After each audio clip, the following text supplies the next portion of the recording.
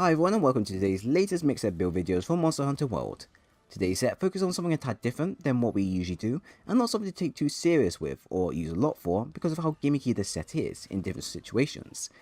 Today I present you my big game hunter build that maximizes the heavy bowgun with snipe against large body monsters to pull off a destructive amount of damage in one hit. So this build came to mind when I was playing around with the heavy bowgun one day and I thought to myself, why does such a powerful attack feel lacking and useless against certain monsters? Which gave me the crazy idea to build around this weakness of being useless against smaller monsters and making it useful against taking down larger than life monsters like Xeno and Colby, but also stacking up a ton of damage in one or a few hits. Now the weapon being used is the Griffon Blazooka, which comes in with an attack value of 330, minus 20 affinity, 1 level 1 dual slot, plus 15 defense and 1 augmentation slot. Straight away, you can tell this weapon is going to be a powerful heavy gun simply because of being a jab-loss weapon, which always have a high roar, but minus affinity attached. And secondly, being one of the highest attack values in game for all heavy bowguns. I believe this is the only one, well, if you want to compare to the Anjanath heavy bowgun, it's probably the only one that's probably the most highest damaging heavy bowgun in game currently. If you were to compare this weapon to the Magda Jimitas 2 heavy bowgun, I hope I said that right, which has a tad smaller attack value of 315, but a level 2 dual slot and 2 augmentation slots, you can see that both weapons are a tad similar in stats, or better off give you something else to work towards, if you don't have the Griffon Blazooka instead. And the Anjanath heavy bowgun as well is also similar in terms of stats, but is, I say, a bit more recoil heavy.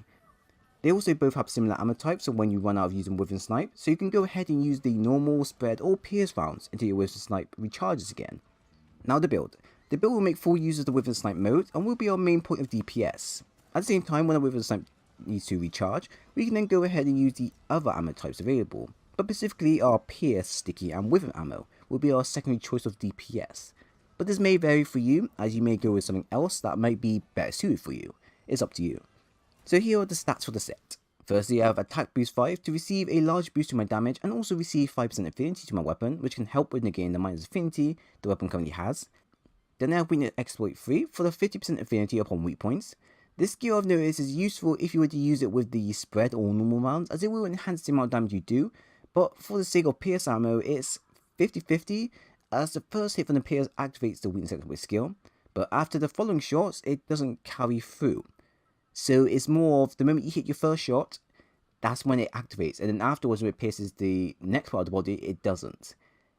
Useful if you just want to negate the minus affinity of the weapon, not so useful if you want to make full use of it. So it's entirely up to you. You don't have to have this skill onto it, but depending on what ammo type you're using, it's better if you play around first and see which one gives you more mileage.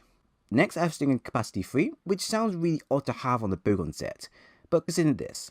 It will increase the amount of slinger ammo you have, which if you're using the bomb pods or dragon pods, can stun the monster repeatedly and allow you and your teammates to attack more freely. Plus, it's a skill that I thought would be great to show off for users that want to know whether this skill is useful or not, as the set in mind is a gimmick set, so you don't have to take this set completely serious, but when taking on big game monsters in game, then you might as well just try anything out while you're there. Next, we have Tool Specialist 3, which can aid us in reducing the charge time for mantles or boosters, but was mainly used for the dual slots available, so I can add in a Tenderizer and Elementalist duel. Then we have Focus 2, which aids us in speeding up the charge time for with a snipe shot, and is a must-have for the set. Now, since we are using the skill all the time, you can speed up the charge time by either getting rid of the piercing shot duel, if you have it, or take a Tenderizer duel out, and work from there.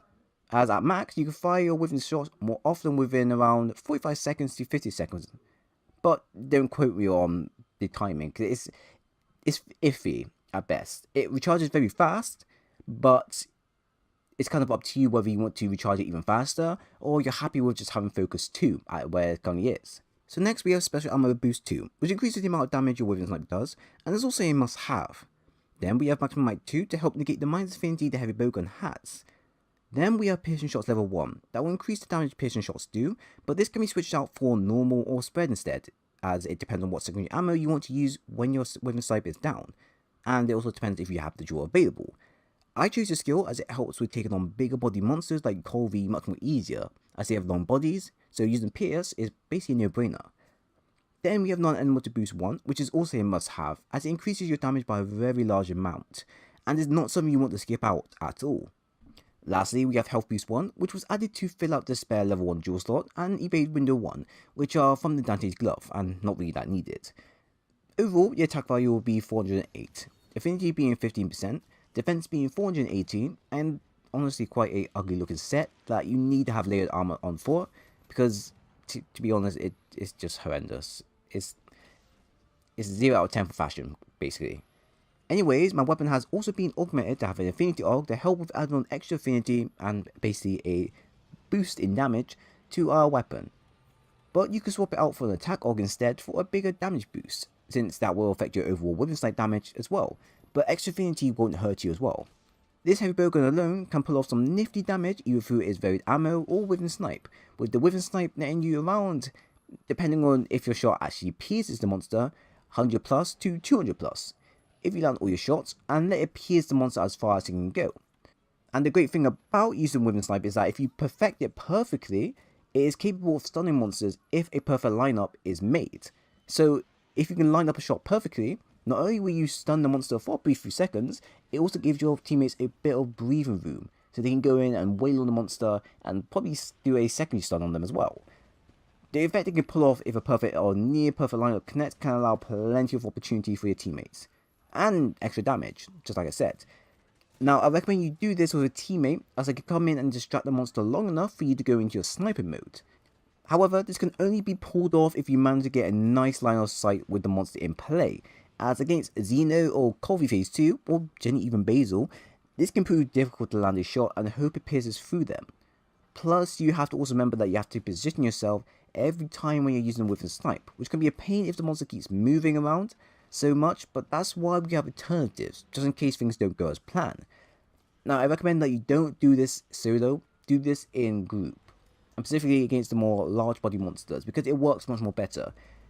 You don't want to go ahead and use this build against someone like Oda Gowon, for example, or even Kieran, because they're too mobile, and it's practically impossible. Well, not impossible, but incredibly difficult to land a perfect within snipe onto the monster. But if you go into group play and use this, you have a much higher chance at landing a perfect shot. Ish. At the same time, you'll also be making full use of the within ammo, which is very powerful ammo type that should only be used when none of your teammates are nearby, as you can blow them away, and only when the monster is immobilized, as you need to be up close for damage to affect the monster, but when done successfully, it can net you over 100+ damage with ease, and can be reloaded quickly to be fired again if you mod it correctly. I find that using this against Colby nets you a ton of damage against the horns in the final phase, or even in the third phase, or even fourth phase. It can net you a lot of damage and potentially knock Colby over for a few seconds or a few durations.